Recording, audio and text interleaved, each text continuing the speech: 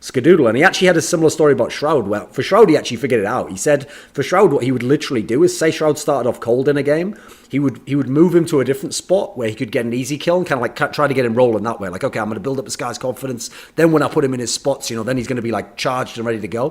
So this is kind of, people don't think about this stuff if they're just watching the game on Go TV, right? You can't know that. But as an in-game leader, what do you think of this aspect of leadership? Is it something that you tried to do? What, just moving like Ska around to where I needed him? Just how you approach certain players. I mean, there's some players obviously want the initiative. Others, they almost want you to take it from them, right? And tell them what to do.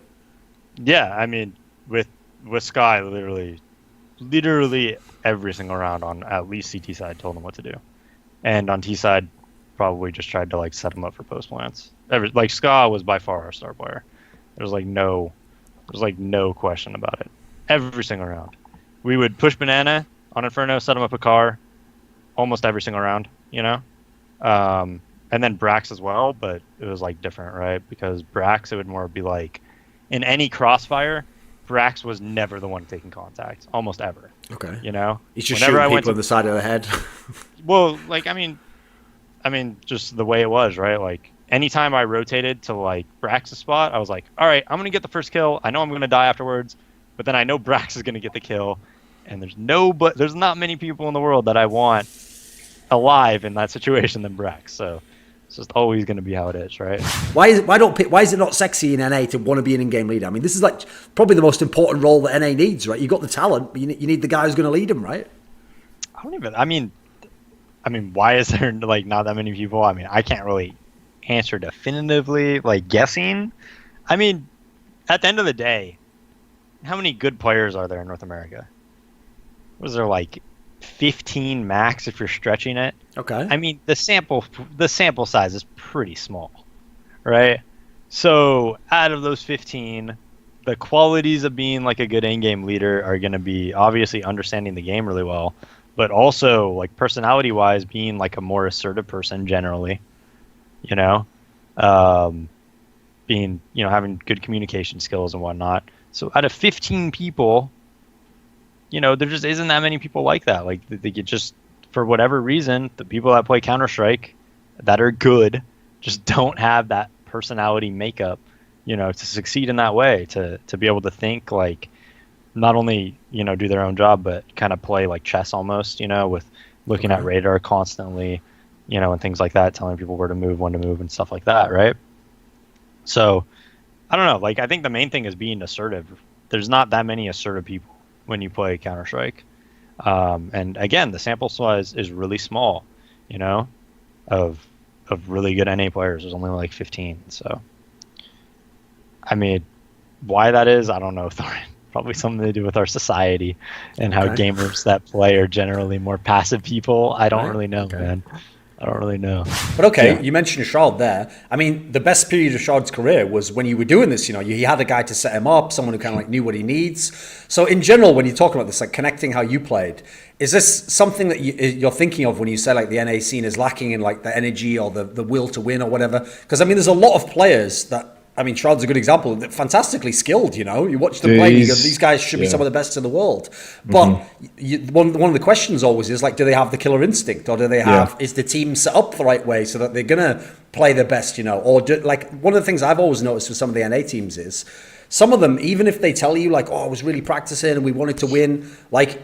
It's not that they like losing. It's just they don't really seem like it's the end of the world sometimes, Exactly. Yeah, and going to Shroud, it's just I knew how skilled he was and how skilled he still is. Like, when I played with him, I never thought anybody was better than me aim-wise until I watched that dude play, and I was just like, I'll go in first, bro. You do whatever you need, because I knew he was better than me, and I believed in him, and that's just what I did for him. I'm not saying he doesn't have that now. I'm saying right now, or what I did then, is just to set him up. That was my job, and I believed in him. It was that simple. But yeah, going to NA teams and they lose, it doesn't seem like it's the end of the world, and I think that's a big issue. Like, you can't be 1 foot out, 1 foot in anymore.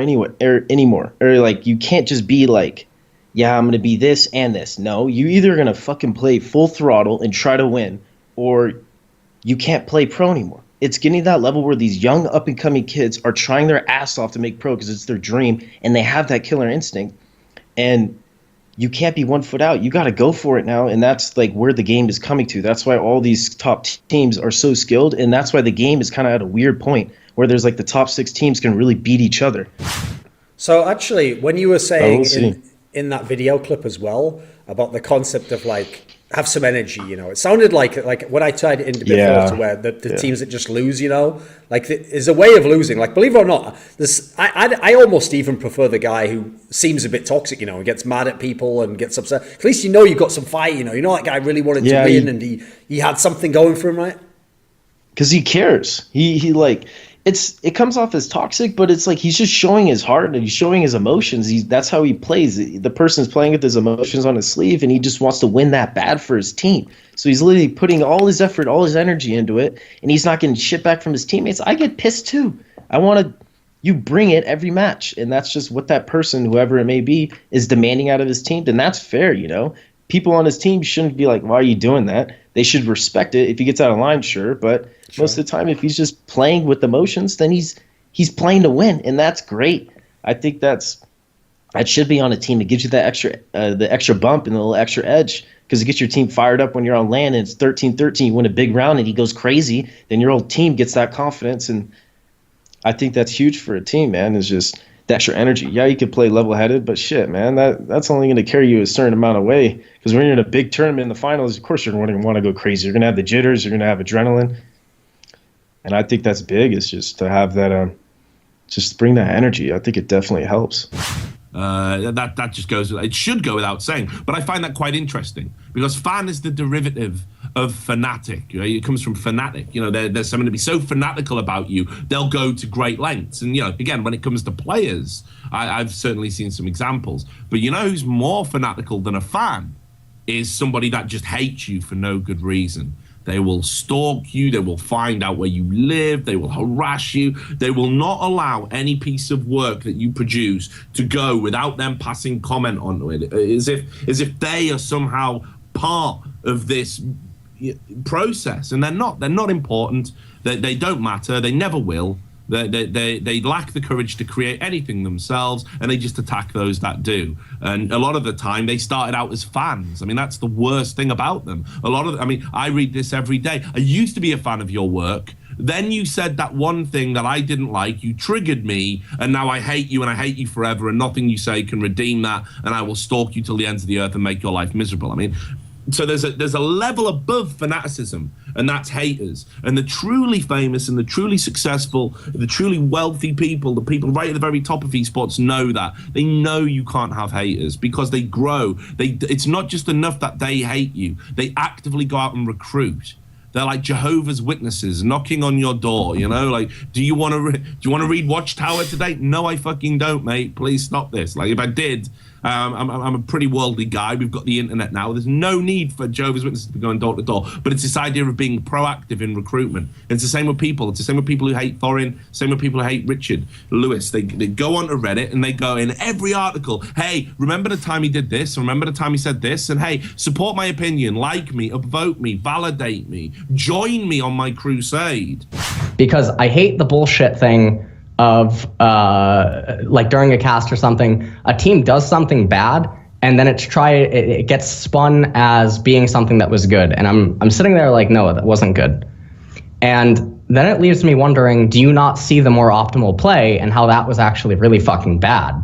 And it irks me in a way, because I want people to know more. I remember in my interview process to get the casting spot, I was asked why I wanted to do casting.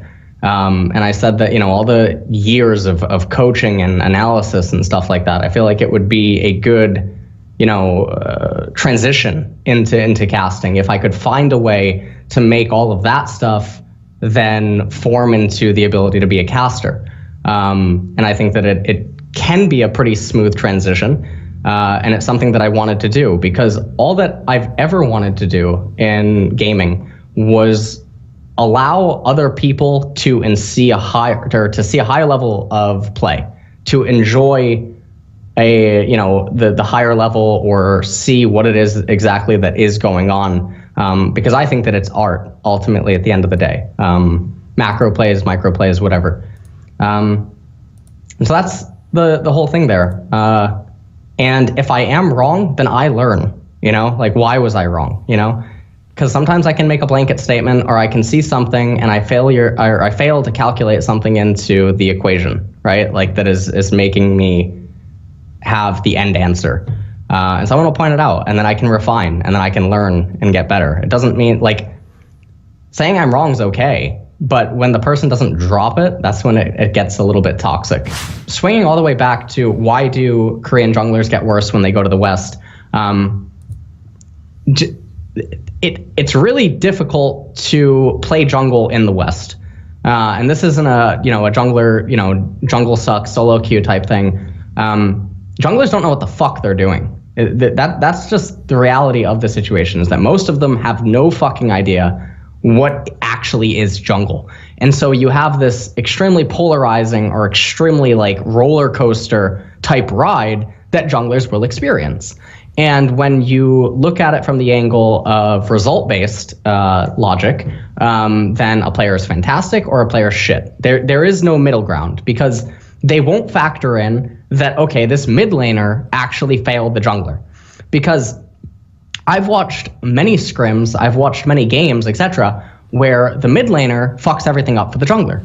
The jungler does a certain route that would normally be beneficial relative to a mid laner's ability to manipulate the lane at a specific timing relative to the jungler's route. Mid laner doesn't know about that, and because he's incompetent, he fucks the jungler. That's not the jungler's fault. That's the mid laner's fault, because it's a 2v2. It's a dual lane. The jungler will get blamed for doing nothing. But it's really hard to do something when you're given shit, And so I think that's something that it's not talked about, number one, really that much in the West, and even not so much in Korea. I mean, there's a lot of Korean dynamics that are quite bad, the lower end of LCK. But I think that's probably going to be the most glaringly obvious thing that occurs more so in the West, is there's a lack of proper relationship between laners and the jungler. As far as females go, I've never necessarily had a giant issue of talking to the opposite gender or, getting to know them and things like that. Back in college, I partied a lot, actually. My freshman, my sophomore year, I'd go out very often, to clubs or parties or bars or whatever and drink. And I'm a very social person. Even to this day, I'm very extroverted. I'm very social. I'm very outgoing. I like doing things. So I would argue I was more social, and I went to more parties, and I met more girls in college than I did while being a pro player. So I'm used to, getting attention from a female. I'm trying not to sound cocky while I say this, but Sure. I can't do anything about it. So while I'm playing, I'm used to, interacting with the opposite gender, being at parties and balancing that with my work life, because, when you're at school, you can't necessarily have good grades, party, and sleep. You can only choose 2 out of 3 or something like that. And I still did well in school, and I still had time to go out and have fun. So I'm very good at balancing, when I can do things and when I can't. In fact, Link said it in his infamous 17-page document. He says that in the first split of LCS, people weren't even scrimming in CLG. You were all playing Diablo 3, and you were playing Street Fighter or something. Is this real? In LCS, you were just playing other games? So let me actually bring up an instance, and it's actually kind of funny. At some point, I believe it was either Saint or Doublelift and Chalister that were like, "I'm so good, I don't really need to practice," and they would just spam Diablo 3, and then they're like, "But Hotshot, you suck right now, so you need to work on it." And so I just went up into the mountains and spammed solo queue and worked with our current analyst Tony to improve myself. And they're like, "Holy shit, you got better! You put in a lot of effort." I'm like, "Yeah.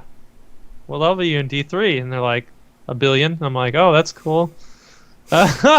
So there were a lot of stupid things happening, left and right, back then. And honestly, you hear stories like that, and you're like, "Oh my god, Yeah. that is a mess." It's that's crazy. But if you actually look into some of the other teams, it was even worse than that. It was 100 times worse than that. I couldn't even tell you. If I told you stories, like, everybody would start breaking down in tears, like, holy. I may not have the most supporters in the world, but the ones I do have are straight fire, and they include Matt Pugnatio Rajcula, Frisky, Ahmed Hadjou, Thorin, Tobias Bernasconi, Animosity, Tosh, Jensen Goh, and you know it always is a special thanks going out to Jerky's Minion.